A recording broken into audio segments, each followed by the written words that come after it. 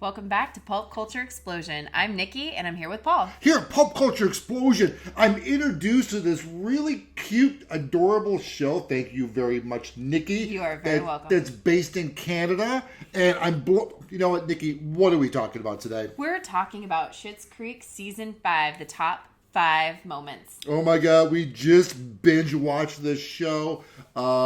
We had our booze, we had our tacos, and we had our tissues. Yes, and we did. And we used all 3 of them. So Nikki, what comes in at number 5? Moira's returning the dress. This was epic for us because we know Moira is very selfish. She's loves money and she likes to fund herself. And so she bought a great dress. Granted, she did get it on sale and a discount, but it's still not enough. And after a conversation with her husband about sacrifice for her family, she has a moment of glory in her dress. She asks for a picture, and then she is going to return the dress in a moment of sacrifice for her family. And not only that, though, but in that exact same scene, the water heater breaks. Yeah. She buys a dehumidifier, and oh, by the way, they need a new water softener. So Mr. Rose, all this stuff is collapsing in front of them, and Moira, I said it right. Yeah, you did. Actually makes that sacrifice with the dress. So Which that is was huge. Yeah. So coming at number 4 is David's home run. Now I was a little league baseball player myself. I was never really good at it, but David actually made me look good playing baseball. What I love though is the fact that you know Johnny Rose is there, his dad, but really it was getting the grand slam. I've never gotten a grand slam. I was cheering for David during that whole time. It was beautiful. It was awesome. Yep. David definitely made playing baseball look good too. Yes, he did. Yes. Like, he might have not done a great job of the baseball, but he did look good. Well, that's just it. I mean, you see him in all these different outfits. Yeah. And now we see him in a baseball uniform. Straight up. Yeah. So Nikki, what's number 3? Number 3 is Patrick coming out of the closet. Whoa. This was huge because, I mean, it kind of got broken to the family early on and before oopsie. Because the parents didn't know that Patrick was gay at the time. So it was a huge moment because Patrick is so worried about how his family is going to react. But we know already how his parents are going to react to him coming out of the closet. They're supportive and they're loving and they just want him to be happy. But the struggle that Patrick has, not only that, but how amazing David is because he's already been through it. He knows how serious this is and how personal it is. And he's trying to push Patrick, but softly, and say, you know what, this is on you. You know, this is something that's personal for you and it's on your terms. And you need to come out to them when you want, how you want. Unfortunately for Patrick, it already has been. Well, the thing is, though, too, what I just thought was so adorable was first, as soon as Johnny realizes that, oh crap, yeah. I messed up, and he's chasing, looking for David. David's like, well, of course they know. And then he's like, oh my God, they don't.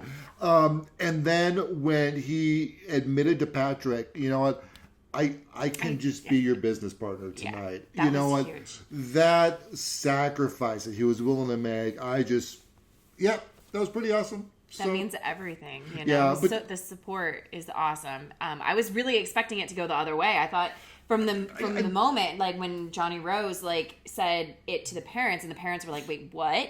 I really thought it was going to be a negative response. The one thing I've noticed about this show, and I've mentioned this to somebody else, is I think this is one of the best shows for the LGBTQ community because you look at this relationship between Patrick and David. And it's just a relationship.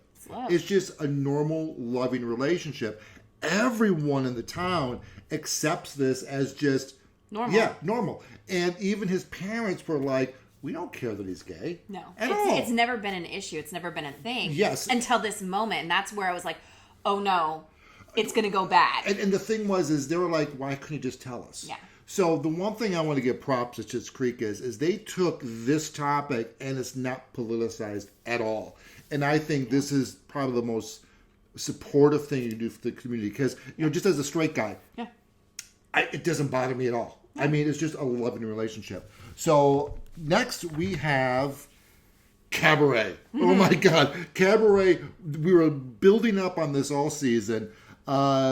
You know, the conversation between Maura. Oh my God, Moira. thank you. It's okay. And Stevie, when she gave her this role, was just incredible. But when she's on stage, you know, and she's such an introvert. She's not a performer, and she just knocks it out of the park. And then you see David in the audience looking at his friend, and just the sheer joy from him was just...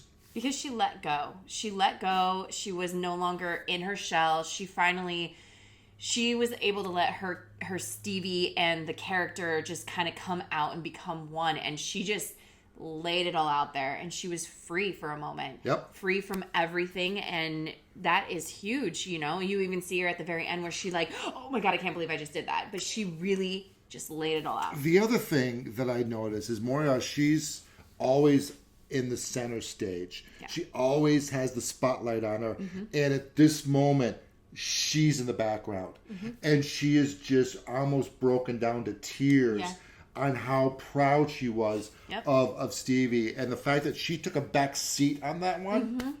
That's huge. That's another selfless moment for Moira. Yep. So, Nikki, what is our number one moment of Schitt's Creek season 5? The proposal. Oh my God! I literally screamed. She did scream, and then I cried. And she cried. I didn't scream, but I did cry, and then I broke out in laughter while I was crying. I don't know how that's possible. That just shows you Schitt's Creek does that to how you, an amazing show Schitt's Creek is. So. Yes, we were surprised at that, but were we really? I mean, these two people are just, they love each other so much. They did a great job of characterizing love very well between these two. Like, it doesn't matter if it's man, woman, woman, woman, man, man. Like, it doesn't. It really doesn't. It just comes down to love. And they have this amazing love connection. We've talked about how we've never rooted so hard for a couple before, and it's just, they're so amazing. I love the fact that Patrick is hurt, and he's like kind of like backing out in a way, but he's like, let's go home, we can just turn around.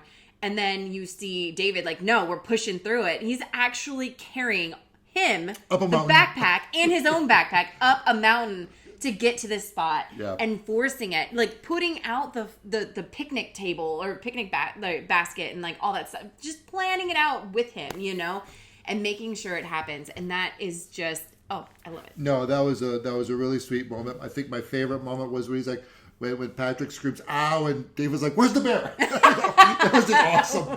But no, but the thing is though, this is David's first real healthy relationship. Yes. And as soon as he opened that box, as soon as he saw the 4 gold rings, as soon as he sees Patrick on his knees, oh yeah, I think David and everyone watching this show just lost it. Yes. And so hey, that was our top 5 memorable moments of season 5 of Schitt's Creek. What are your thoughts? What did we miss? Is there something that we should have added? Did you disagree with us? Hey, let's continue the conversation in the comment section below. Smash that like button. And for future content, please subscribe. So with that being said, peace out.